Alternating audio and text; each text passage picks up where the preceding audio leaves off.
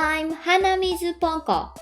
I'm gonna teach you a proverb in Japanese so you'll be able to express yourself more or understanding conversations better in Japanese. Anyway, proverb in Japanese is ことわざ. Today's ことわざ is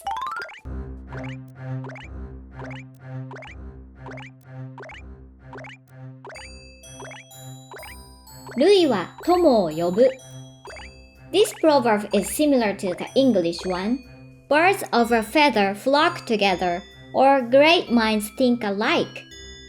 The direct translation of 類は友を呼ぶ is 類 kind 友 friend 呼ぶ call. So it's gonna be calling similar kinds of friends.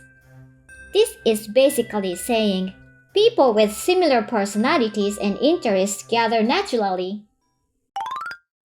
I think this proverb is very true to me because I have a lot of weird family members and friends. I didn't even try to meet them, but I naturally gravitated towards them. At the same time, I've never been close to people who have very serious personalities or are hard workers. Even though I am Japanese, I meet the similar kinds of people in the US like me, so I must believe this proverb. I wonder if people around you are like that. Well, thank you for watching. See you next time.